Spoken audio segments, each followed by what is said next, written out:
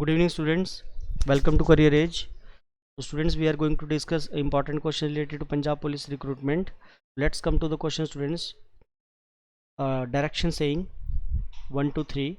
In each of the following questions, one part of the sentence may have an error. Find out which part of the sentence has an error and choose the option corresponding to it. If the sentence free from error, choose the no error option. एक statement है जिदा पहला question कहता उन्होंने option च break किया है first second third तो फोर्थ ऑप्शन च सानू नो एरर देता है ਆਪਾਂ देखना है कि इस वाक्य ग्रामेटिकली कोई एरर है या इधर च नो एरर है there can be no error also. Statement number first saying in my opinion a pencil is always more preferable to a pen और फोर्थ में बोल रहा है नो एरर. तो स्टूडेंट्स जब आप एडजेक्टिव पढ़ते तो उत्थे आप पढ़ते कि जो कोई भी एडजेक्टिव है जो IOR ते खत्म होंदा है like inferior then superior prior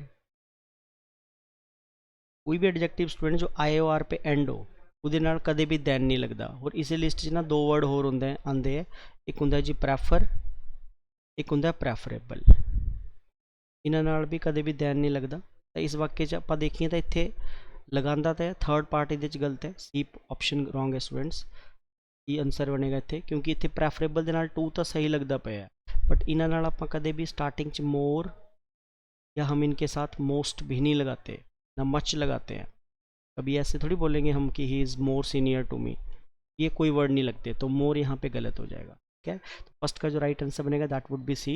come to the question number second. The climate of Mumbai is better than Hyderabad. कभी भी स्टूडेंट्स जब सब्जेक्ट सिंगुलर होता है जैसे द क्लाइमेट यहाँ पे सिंगुलर सब्जेक्ट है सिंगुलर सब्जेक्ट होने के कारण दैन के बाद तो इसका भी थर्ड आंसर बनेगा. दैन के बाद कंपैरिजन करते हुए हमें वहाँ पे लगाना that of then that of तो यहाँ पे दैट ऑफ है. अगर सब्जेक्ट प्लूरल होता द स्ट्रीट्स होता है यहाँ पे तो देन दोज ऑफ लगाते हैं तो थर्ड आंसर बनेगा. Come to the question number third. The best known leader among them were Mahatma Gandhi Sardar Patel and Jawaharlal Nehru. Okay तो थर्ड का जो राइट आंसर बनेगा the best known leader among them were Mahatma Gandhi Sardar Patel and Jawaharlal Nehru. How many persons we are talking about. Mahatma Gandhi एक हैं, सरदार पटेल दो हैं और जवाहरलाल नेहरू तीन हैं. जब मोर देन टू की बात होती है स्टूडेंट्स तो वहाँ पे जो है सुपरलेटिव डिग्री ही लगाई जाती है. थर्ड डिग्री लगती है सुपरलेटिव तो यहाँ पे सुपरलेटिव डिग्री को ही लगाया जा रहा है. द बेस्ट जैसे गुड बेटर बेस्ट होता है द बेस्ट नोन लीडर इसमें नो एरर बनेगी. थर्ड में कोई भी एरर नहीं है. Come to the question number 4 to 6. Direction saying in each of the following questions sentence give with blank to be filled in with an appropriate words. 4 alternatives are suggested for the question. Choose the correct alternative out of the 4. So blank man standing in that corner is a policeman in plain clothes. Okay तो यहाँ पे article का बताना है हमने कि fourth का जो राइट आंसर बनेगा the man should be the man standing in that corner is a police man क्योंकि स्पेसिफिक कर रहा है कि जो बंदा कोने में खड़ा है खास बना रहा है उसको तो स्पेसिफिकली आर्टिकल द को लगाया जाता है. ठीक है. Come to the question number 5. 8 cylinder engines are blank that use great amount of petrol. Fifth question का जो राइट आंसर बनेगा 8 cylinder engines are conveyance, chassis, instruments और apparatus. तो 8 cylinder engines जो होता है उसको बोलते हैं बेसिकली वो उसके लिए वर्ड यूज होता है ये वाला chassis is the right word that use great amount of petrol. It's not instruments, not conveyance, not apparatus. Okay, question number 6. He would always be late with submission because he would blank whatever he was supposed to do. तो six question का जो right answer बनेगा that would B procrastinate would be the right answer students. It's not prevaricate is the wrong answer. Interrogate is the wrong answer. Discriminate भी wrong answer. He would always be late with submission because he would procrastinate whatever he was supposed to do. Come to the question number 7 to 9. In each of the following questions out of the 4 alternatives choose the one which specifies the meaning of the given word. मतलब 7 to 9 में जी हमें meaning देना है right उस word का. तो events seventh word हमें दिया इवेंट्स का मतलब होता है किसी चीज़ को दिखाना एग्जिबिट करना EXIHIBIT एग्जिबिट. ठीक है. तो show is the right answer. Not recollect not appear not produce. Come to the word number 8 pernicious. ये बड़ा इंपॉर्टेंट वर्ड है जी पंजाब के एग्जाम में बहुत आता है वर्ड परनीसियस. ठीक है। तो 8th का जो राइट आंसर बनेगा that would B injurious.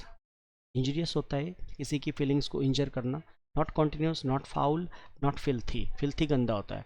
यूलोजी, ninth word यूलोजी, यूलोजी होता है किसी की बहुत ज़्यादा हाईली प्रेज करना, तो praise would be the right answer, not euphoria, not harmony, not होमिली।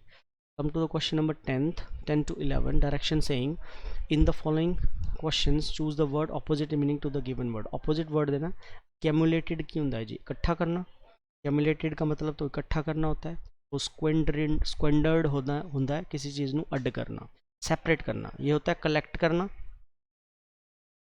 और squandered होता है मीन्स किसी चीज़ को separate करना,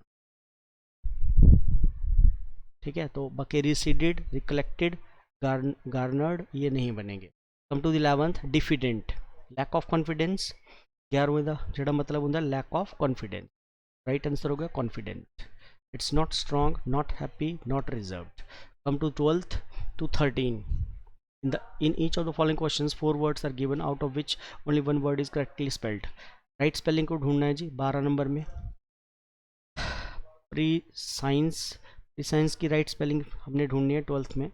12th की जो राइट स्पेलिंग बनेगी इट्स PRESCIENCE, ये स्पेलिंग राइट है, बाकी जो 3 स्पेलिंग है वो बिल्कुल गलत है। उसका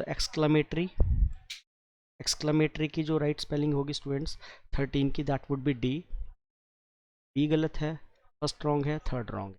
कम टू द 14 to 16, वो इडियम्स बताने हैं, मुहावरे हैं, जैसे 14 बोल रहा है इन each of the following questions 4 alternatives are given for the idiom's phrase, choose the one that best expresses the meaning of the idiom phrase। make one's mark, तो 14 का जो make one's mark का होता है reveal something, बेसिकली किसी चीज़ को disclose कर देना। come to the 15, throw in the towel, तो 15 throw in the towel होता है बेसिकली अपनी हार को मान लेना, बॉक्सिंग से निकला हुआ एक इडियम है, जब भी वो प्लेयर हारता है तो अपनी डिफीट को टावल को नीचे गिरा देता है, वो सिंबल होता है कि वो हार चुका है।